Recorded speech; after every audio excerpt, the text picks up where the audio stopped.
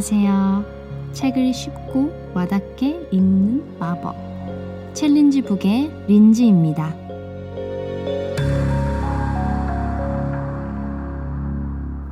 오늘도 히노키오 작가님의 위대한 참견 그 세 번째 시간을 갖도록 하겠습니다.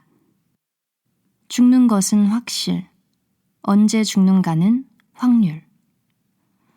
영화나 드라마에서 시한부 인생이라는 설정이 자주 등장합니다. 시한부라는 것은 결국 확률론일 뿐 확실한 사실은 아닙니다. 언제 죽을지 정확하게 알 수 있는 사람은 없습니다. 그럼에도 불구하고 의사는 아무렇지 않은 듯 이렇게 말합니다. 이러이러한 치료를 하지 않으면 길어야 반년 정도밖에 살 수 없습니다. 암 임상 분야에서는 시한부 선고가 하나의 흐름으로 자리 잡아가고 있습니다. 처음 이 용어가 사용된 것은 1990년대 중반입니다. 원래는 환자의 상태를 정확하게 전달하기 위해 사용되었습니다. 그런데 지금은 환자의 상태가 아니라 생이 얼마 남지 않았다는 것을 전달하는 데 초점이 맞춰지는 것 같습니다. 느닷없이 시한부 삶을 선고받으면 누구나 엄청난 충격을 받을 수밖에 없겠지요. 인간은 자신의 수명을 알 수 없는 생물이기 때문에 이는 당연한 반응입니다.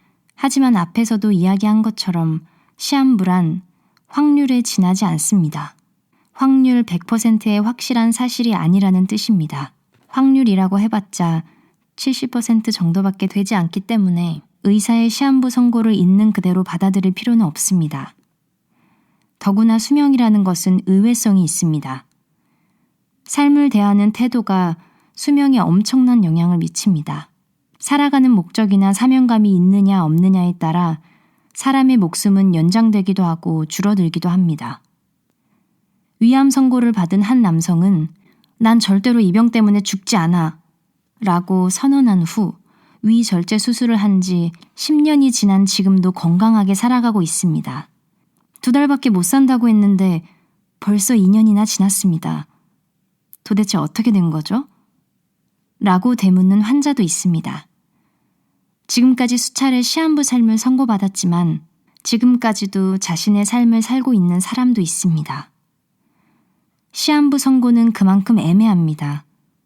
그래서 아예 시한부 선고 자체를 하지 않은 의사도 있다고 할 정도입니다. 만약 시한부를 선고받으면 어떤 이유로 그 숫자를 말씀하시는 겁니까? 하고 담당 의사에게 물어보십시오. 조금 당돌한 질문이긴 하지만 아마 대답하기 어려워할 것입니다. 각 사람마다 개성이 있듯이 병에도 개성이 있습니다. 특히 암만큼 개인차가 있는 병도 없습니다. 제가 만약 환자에게 얼마나 더 살 수 있는지 질문을 받는다면 반드시 이렇게 대답할 겁니다. 남은 수명에 대해 아무리 따지고 들어도 답은 없습니다. 애매한 것은 그냥 애매하게 생각하시는 게 어떨까요? 그보다는 가족이나 친구들과 웃는 얼굴로 함께 지내는 것을 소중히 여기며 살아가는 방법을 고민하는 것이 더 좋지 않나요? 애매한 것은 애매하게 생각하는 것이 과학입니다. 확실하게 선을 그을 수 없는 회색 지대의 사항들은 애매하게 대답할 수밖에 없습니다. 모르는 것을 아무리 생각해 본들 당장 답이 나오지는 않습니다. 차라리 모르는 채로 두면 어떨까요? 우리의 생명이란 지금 살고 있는 이 순간뿐입니다. 누구도 기한을 정할 수 없는 겁니다.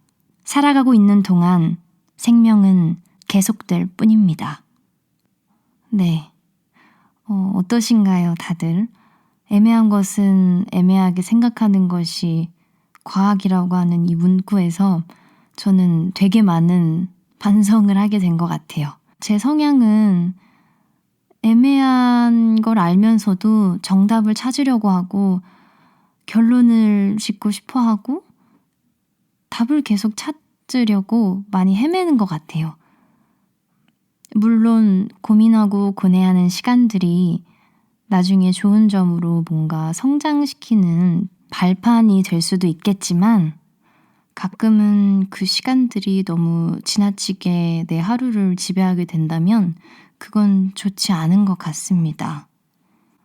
이 책의 문구처럼 지금 살아가고 있는 이 순간들이 바로 우리의 생명이라는 것을 잊지 마시고 오늘 하루도 여러분들이 이 소중한 생명과 함께 아주 행복하고 또 값진 하루를 보내시길 바라겠습니다. 오늘은 여기까지입니다. 감사합니다.